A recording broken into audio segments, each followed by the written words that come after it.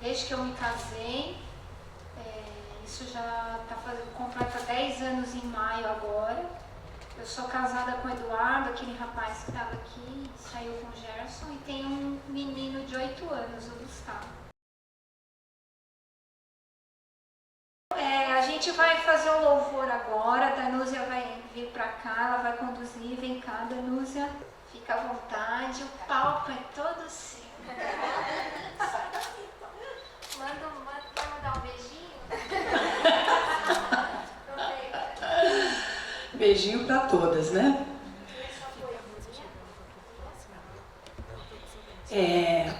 Boa tarde, minhas queridas. Boa tarde. Eu escrevi uma pequena palavrinha aqui antes da gente cantar as 3 músicas, e a minha irmã também se animou para falar uma poesia para vocês. É assim, bem, eu desejo que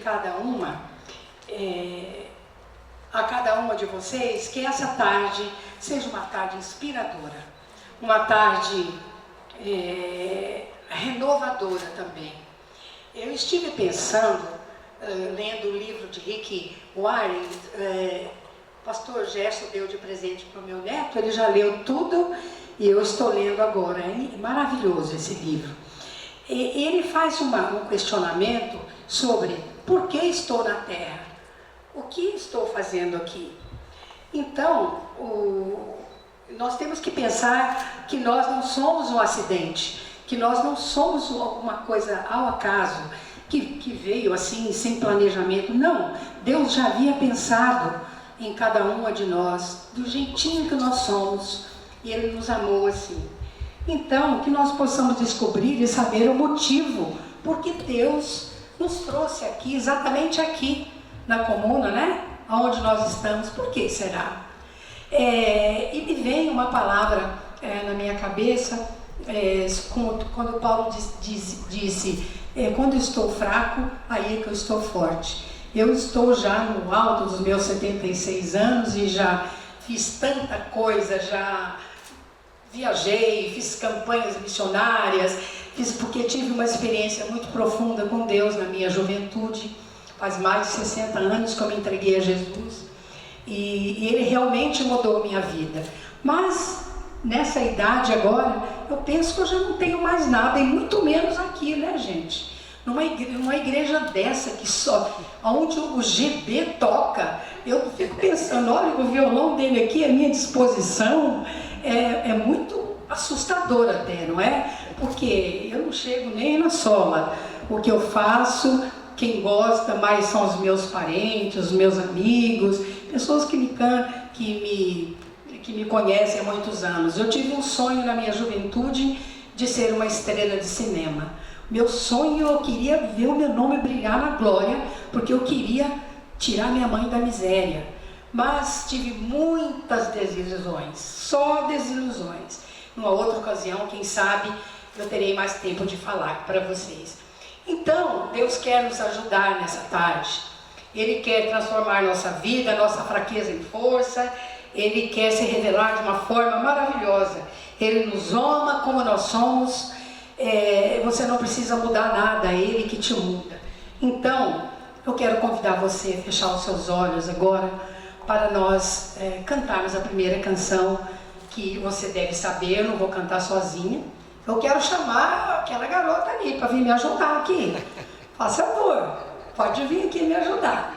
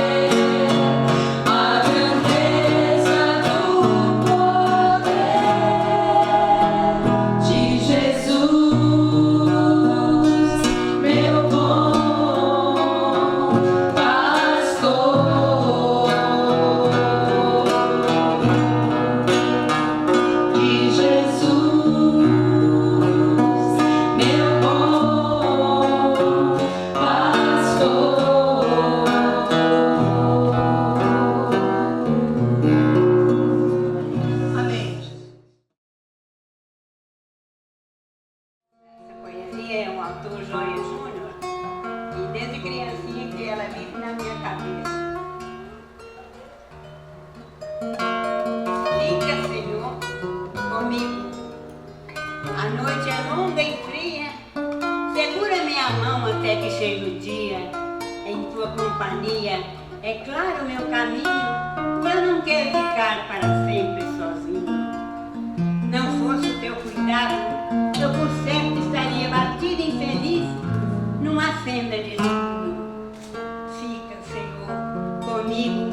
O coração da gente é fraco e pequenino e bate fortemente ao ruído menor de ventos cruéis e rudes temporais. Fica, Senhor, comigo. Se não fosse tua presença, eu não estaria tão sozinho. Senhor Jesus, fica, Senhor, comigo. A mocidade passa como a leve espiral escura da fumaça, e a solidão do velho é sempre sem alento, digna de incerteza e paz no sofrimento. Fica, Senhor, comigo. Fica, Senhor, comigo. O coração da gente é fraco e pequenino e bate fortemente ao ruído menor de procelas cruéis e ventos temporais. Fica, Senhor, comigo. A mocidade passa como a leve espiral escura da fumaça, e a solidão do velho é triste e sem alento, cheia de incerteza e mau pressentimento. Fica, Senhor, comigo. Eu também quero te ver na estrada de Emaús de minha vida, pois só tu, Senhor, és meu abrigo, meu amigo melhor, meu verdadeiro abrigo. Fica, Senhor, comigo. Por isso é que eu te peço, fica, Senhor, comigo.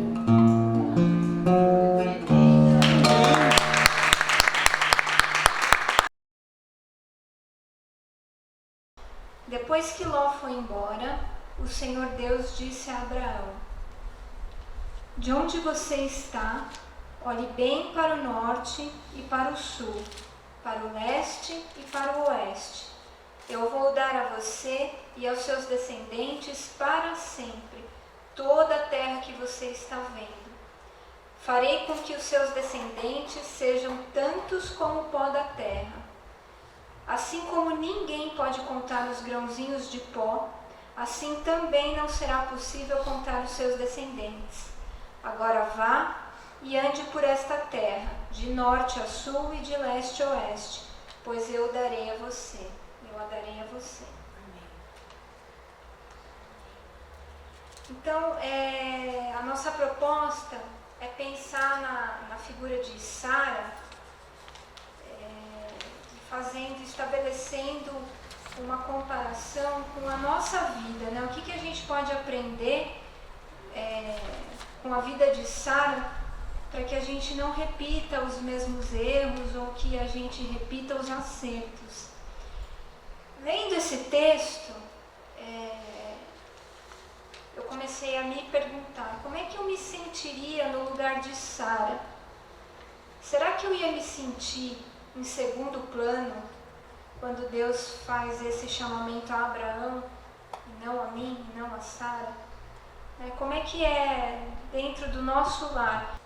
Então, quando o seu marido recebe uma proposta de trabalho, uma oportunidade, como é que você se sente em segundo plano? Você não trabalha, é dona de casa, se sente esquecida, né? Porque Deus fez esse chamamento a ele, não a você. Você se sente menosprezada, não reconhecida, excluída, e por isso parte para a competição contra o seu marido, em busca de autoafirmação e aprovação. Quem será que vive, né, esse tipo de conflito dentro de casa? Quantas vezes eu já me percebi nesse papel de competir, de querer mostrar que eu também sou importante, que eu também sou inteligente, eu também tenho o meu valor, né? Como é que Sara se sentiu? Nós, como mulheres, não só as mulheres, tem muitos homens, é muito comum a gente ouvir dizer que a Bíblia é machista, mas a Bíblia não é machista, né? Em Efésios, eu tenho anotado aqui a minha colinha, aqui, depois a gente vai ler. Em Efésios 25 e 33, Paulo coloca bem claramente, né, que o homem deve amar a sua mulher, assim como Cristo amou a igreja e morreu por ela, né? E no início, no princípio, quando Adão se une a Eva, então o homem deixará pai e mãe para unir a sua mulher e assim se tornar uma só pessoa, né? Então é muito importante que a gente tenha isso em mente, porque não é fácil, né? No dia a dia não é fácil, cada uma tem a sua história e talvez enfrente algum tipo de desconforto com o marido nesse sentido de competição ou de se sentir menosprezada. E o que o Gerson está colocando e o que é bíblico é que o chamado de um é em muitos aspectos o chamado do outro, ainda que a profissão não seja necessariamente a mesma. Nosso chamado essencial é ser uma bênção como casal, como família, como uma única pessoa.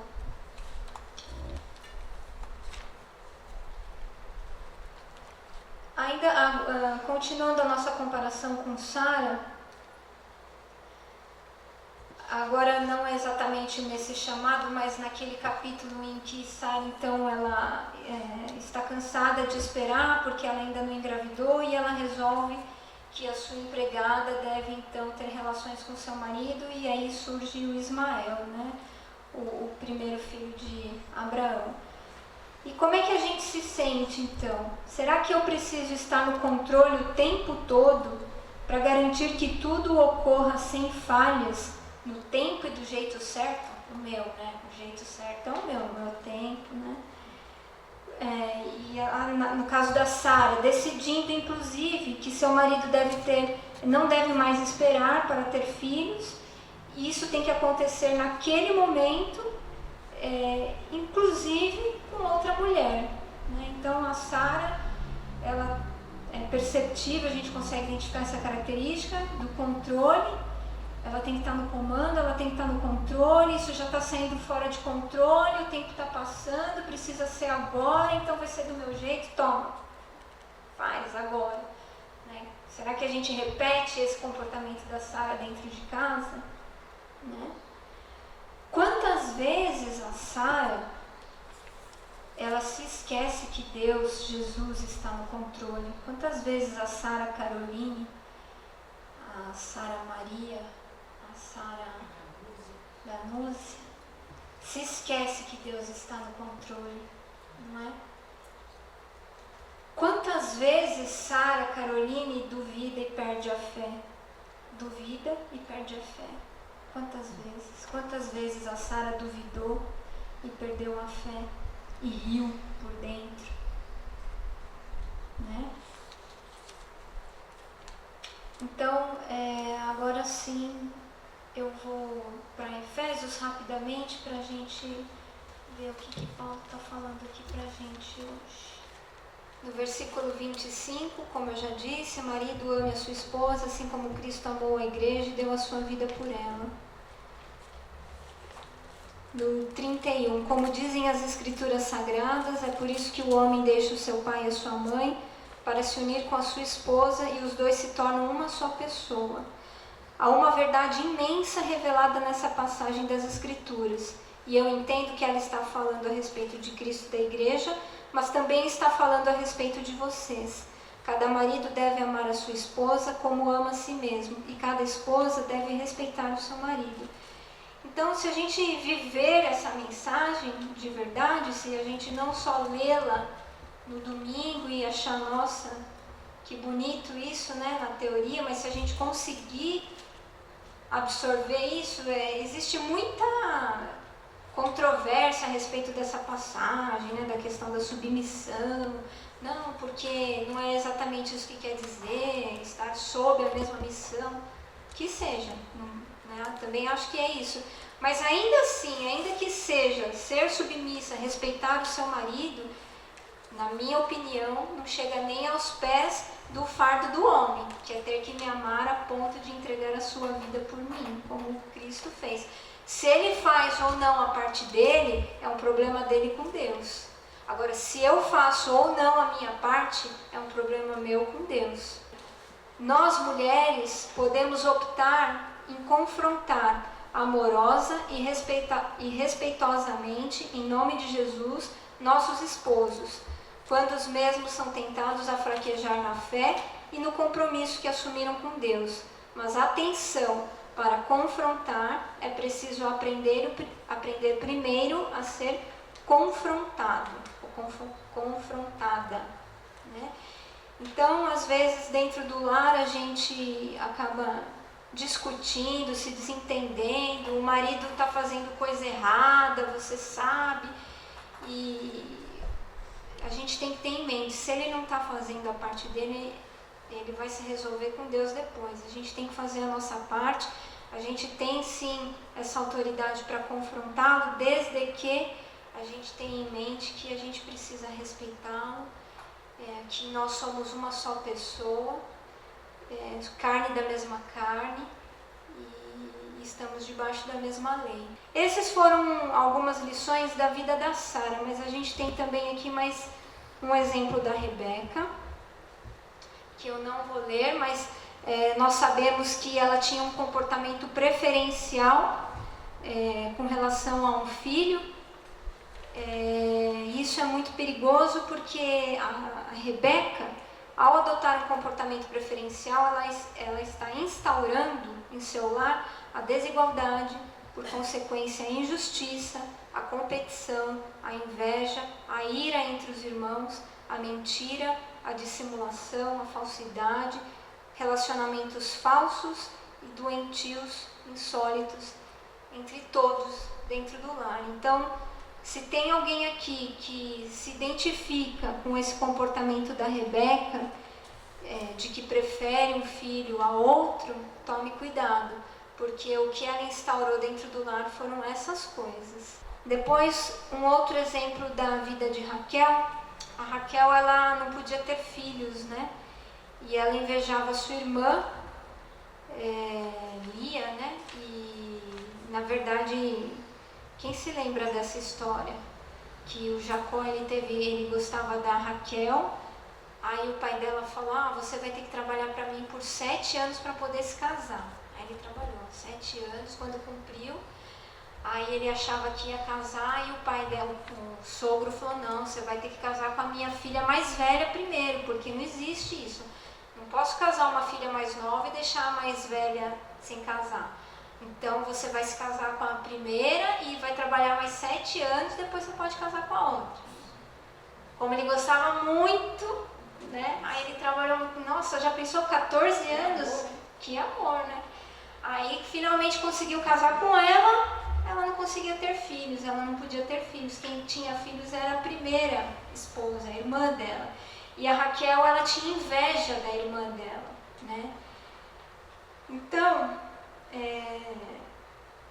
a questão aqui, eu fui um pouco mais além, no meu entendimento. Ao invejar a sua irmã, a Raquel, ela tira Deus do lugar que ele deveria ocupar na sua vida e preenche o sentido da sua vida com essa nova adoração, né? Essa necessidade, esse desejo avassalador de ter filhos, tornando-se uma idólatra dessa condição.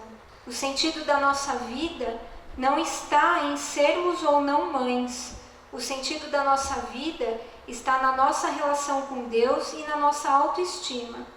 Quem sente-se amado por Deus e ama-se a si mesmo, encontra sentido e significado em sua vida, casando-se ou não, tendo filhos ou não. Gente, essa era a reflexão da vida da Sara. A gente trouxe alguns aspectos e apenas um aspecto da Rebeca e um da Raquel. Se alguém tiver outras experiências e quiser compartilhar, esse é o momento, a gente está aqui para isso. É uma experiência pessoal minha, né? Que eu trabalho desde os 14 anos e quando eu conheci meu marido, eu me casei cedo, mas quando ele me conheceu eu trabalhava. Então essa condição de trabalhar e de ter o meu próprio recurso, para mim era muito bom isso, né? E para mim nunca coube assim na minha cabeça que eu poderia, assim, a possibilidade de depender do salário do meu marido. Isso para mim era muito penoso ter que depender dele, do dinheiro dele para comprar alguma coisa para mim. Coisas pessoais, né, que nós mulheres precisamos. E aí o tempo passou, eu tenho 4 filhos, né, e no meu 4º filho quando eu engravidei dele, eu precisei sair da minha área, que era a área hospitalar. Então passaria a depender do meu marido. E isso para mim, quando você falou de competição, né, a gente viver competindo, porque a gente parece que quando a gente trabalha, a gente quer falar assim, no mesmo nível que eles, né? Porque eu trabalho, eu também ponho dinheiro aqui e me respeita, né? Então esse era o nível, né, do relacionamento. E aí quando eu me vi nessa situação que eu ia depender dele, isso para mim trouxe muito sofrimento, sabe? Eu não conseguia, na minha cabeça eu não conseguia aceitar isso, eu não quero depender dele. Então eu deixava de pedir as coisas para ele para não depender. E um dia nós estávamos vindo do interior, né, e a gente começou a conversar a respeito de algumas coisas, e ele disse assim para mim: Nilda, você não é pesada para mim, né? O meu papel como homem, como provedor, é de suprir a tua necessidade. E isso para mim foi libertador, porque eu achava que eu era pesada para ele, né? Então, até algumas necessidades eu não levava, assim, para não levar peso mesmo. Eu pensava assim, não, o cara já trabalha, são 4 filhos, mas eu para pesar na dele, né, para ele ter que cuidar de mim. E aí, naquele dia, acho que foi uma libertação, sabe, assim, que eu falei assim, meu Deus, né, eu acho que é isso. E foi interessante que quando houve essa libertação, eu comecei a perceber que ele começou a prosperar, porque eu ficava em casa orando por ele, né. Então, tinha tempo de orar por ele. E às vezes ele saía para o trabalho, eu falava assim, vou voltar a dormir. Ele falava, pode dormir, a casa é sua, você é dona da tua casa, dorme, mas não esquece de orar por mim, né? Intercede por mim. E qualquer questão que ele tinha no trabalho, ele me ligava, estou com uma demanda assim, ora por mim aí, o negócio aqui está complicado. E eu vivi isso, e para mim foi muito proveitoso, né? Então eu gostaria de compartilhar com vocês. E tenho orado a Deus para Deus me dar uma direção, né? E fazia muito tempo que eu estava fora do mercado, né? E aí, às vezes, eu comento com meu marido e ele falou assim, pois é, esse é o mundo corporativo, bem-vinda. É isso que você quer, né? Então, pensa bem. Você tinha toda a liberdade para... Parece que a gente é dona da vida da gente, né? Quando você não trabalha, quando você trabalha, não, né? E ele falou, pensa bem o que você quer da tua vida, se quiser ainda está em tempo. Hoje eu já estou sonhando de almoçar com os meus netos, né? Porque meus filhos estão grandes. Mas segundo eu vivi essa experiência eu estava de folga e eu liguei pro meu filho, traz as crianças para almoçar comigo. E aí a gente sentou à mesa e todo mundo comeu junto e foi maravilhoso. É só contrapondo assim, né, que a Nilda falou, que a gente, pelo menos eu estou em casa, a Silene, tem mais, né, gente em casa, da gente não se dá conta da bênção que é o sentar à mesa todos os dias. A gente acha assim, tão costumeiro, né, estar ali com meus filhos todos os dias. Mas te ouvindo me faz pensar assim, eu preciso ter um coração mais grato pela oportunidade de que se tornou algo tão costumeiro, né? De você estar fora e sentindo essa falta e eu estou ali e eu não me dou conta de tanta bênção que é isso, né? Isso me fez pensar nisso, de eu parar para Deus, obrigada por esse privilégio, né? De me dar conta de ter um coração mais grato por isso, né? Obrigada por falar. Eu comecei a chorar porque assim, tudo que você escreveu é justamente o que eu estou vivendo agora, né? Quando nasceu o Rafa, meu primeiro, que vai fazer 3 anos em setembro, eu não queria voltar a trabalhar de jeito nenhum. Pensar que ele ia ficar algumas horas longe dele, aquilo estava me matando. E ia ser só meio período. Tanto que depois eu fiquei mais um tempo, aí com 6 meses ele foi para a escola, eu voltei para o escritório, ficava só meio período e aquilo não estava dando certo. Para mim dava, mas para o meu sócio não, ele me queria lá o dia inteiro. E aí o tempo passou e um dia ele me pressionou, ele falou, você é advogado ou você é mãe? Aí eu falei, olha, eu sou mãe então, já que não dá para conciliar as 2 coisas aqui, eu vou embora. E aí eu já estava grávida do segundo e não sabia. E aí por um tempo eu não conseguia digerir justamente isso, né? Porque eu trabalhava fora, batalhei muito para ser advogada, porque quem sabe o quanto é difícil 5 anos de faculdade, depois mais exame da ordem. Eu estava começando uma carreira e ia largar tudo para trás e pensar que eu ia viver de marido. Então aquilo não entrava na minha cabeça, eu falava assim, meu Deus, e agora? Né? Como que eu vou viver do Luciano? Ele vai alimentar ele, a casa e eu. Então assim, eu não conseguia me sentir liberta para ir comprar roupa, para ir comprar sapato, para ir no cabeleireiro, para ir fazer a unha. Aquilo me fazia uma alma, eu falava assim, poxa vida, a gente já tem tantos gastos agora, eu não ponho mais dinheiro dentro de casa. E aí ele foi percebendo essa minha angústia. Ele falou assim, você não tem noção o quanto você me ajuda. Né? Ele falou assim, não é porque você não traz mais dinheiro para dentro de casa. Entendeu? Ele falou assim, a nossa vida é outra. Você está criando o nosso filho. Ele falou, você está se sacrificando pela gente. Você sacrificou em ser mãe, agora em criar os nossos filhos. E o tempo foi passando e eu já digeri isso. Né? Então assim, sei que a minha contribuição é de outra forma. Até que esses dias minha sogra veio, hoje ele almoça em casa todos os dias, né? Ele vem do trabalho, almoça com a gente, leva as crianças para a escola. E esses dias minha sogra veio almoçar em casa, ela falou assim pra mim, ela falou, sabe, Silene, você está dando pro meu filho a vida que ele pediu para Deus. Porque tudo que ele queria era ter uma esposa que cuidasse da casa, dos filhos, e essa oportunidade de vir comer em casa todos os dias. Ela falou, é o que ele mais preza, é estar junto com a família na hora das refeições.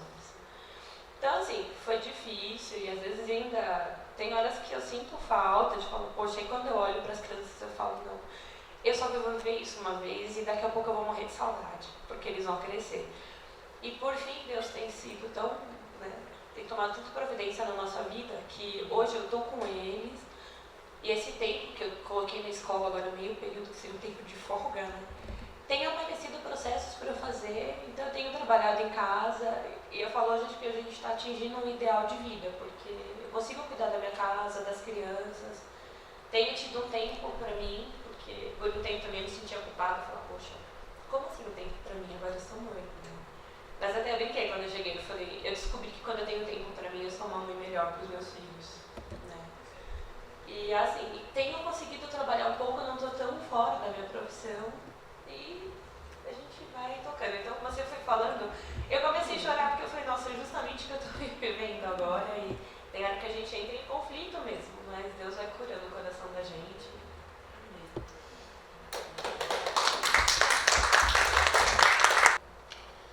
Senhor Deus, Pai querido, obrigado por este dia, obrigado por esse encontro, obrigado por cada coisa que foi pensada, que foi preparada, que foi planejada por esse momento.